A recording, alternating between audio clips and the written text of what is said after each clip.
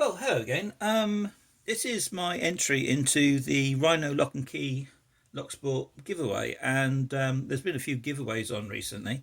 Done a few of those, and he's promoting or being promoted by Lockjaw MFG, and they've got he's got a few things to give away from them, and which are very nice. And he was given a good shout out by the fabulous Pocket Woman,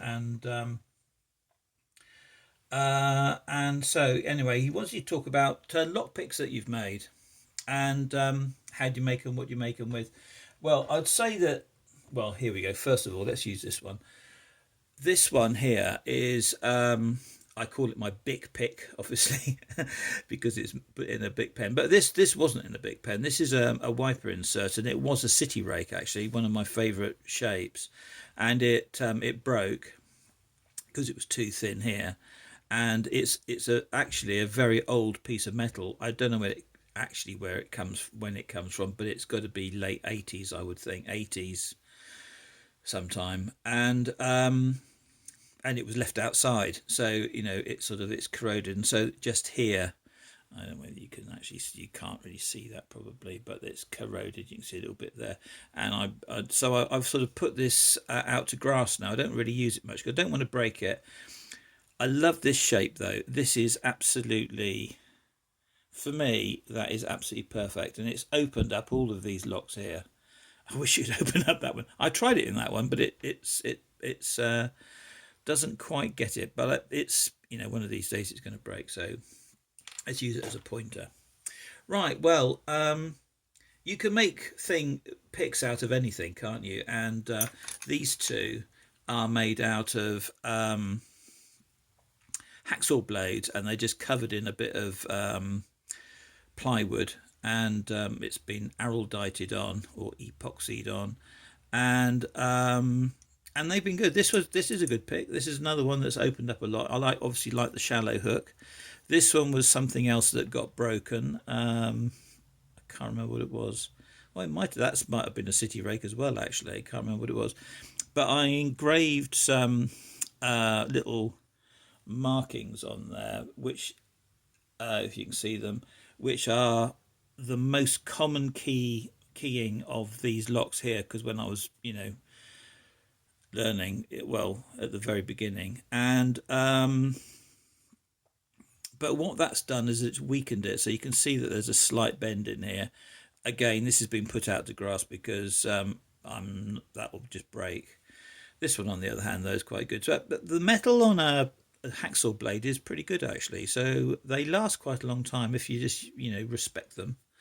One of the things that you can do, of course, is alter something. So this is an old putty knife of my granddad's. It was a lovely pick, same sort of had the same end as that, and it was absolutely spot on, this pick. And But the metal obviously wasn't quite right, and it broke. And so you can use it as a sort of something to jab, and of course you can alter other picks like this one, which I've been using with this, which is something else that I made again out of a bit of old hacksaw, to do a what they call them. I was going to say cylinder lock. Let's call it a tubular lock, something like that. And you can press the little buttons in here. Right.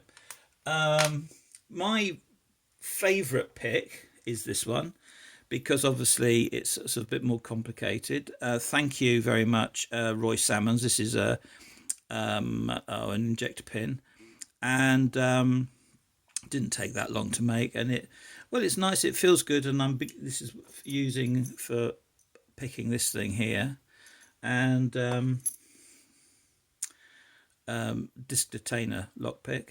I don't know, it's good. I'm happy with it actually. It's nice. It's just I can't do it. And then this is a turning tool to line all the discs up, and it's just an old nail file. I've smoothed all this out. It doesn't, you're not gonna do your nails on that anymore. I don't know though. And anyway, put it in, turn it. This is made out of a what they call them, hacksaw blades. So you've got a little brass rivet in the center here, and you've got two little things. I think this could probably be slightly smaller, but anyway, yeah, it's obviously sort of, that bends, so you can, if you see what I mean.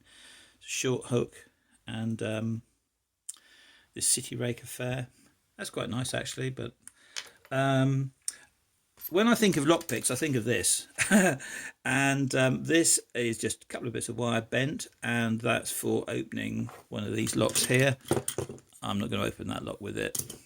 It'll take me a few minutes because it's I'm out of practice, and also it keeps falling off the out of it.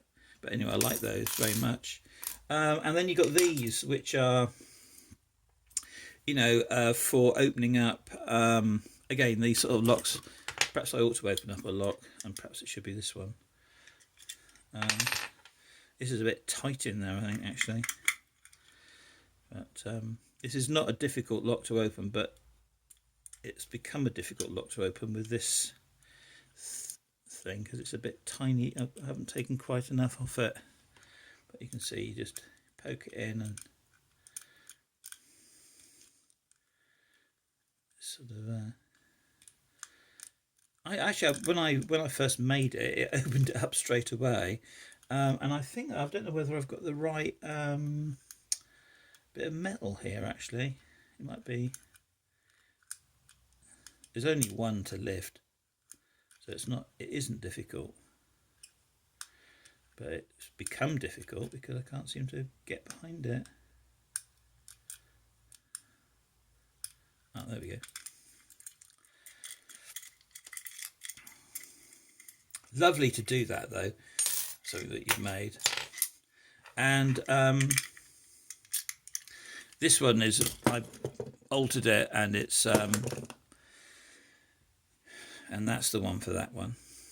And then there's this little one here. Again, it's for the little lock over there, or a little. It sort of does what they call them, cabinet locks. Cabinet lever locks.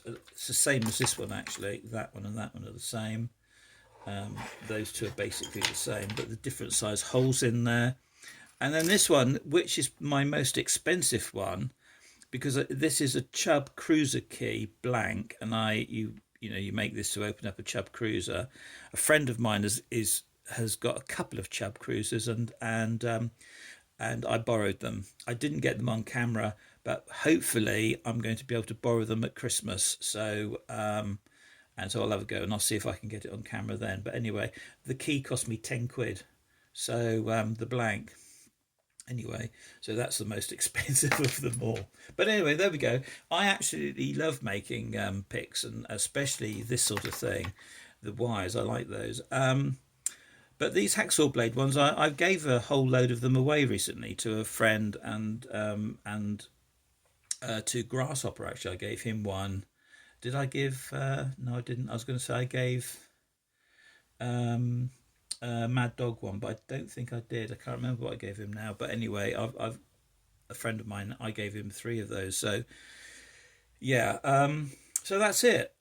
Absolutely love it. Well, Rhino, you got a great channel beginning, and good luck to you for the future, and to everybody else who's watching the video. See you around, folks.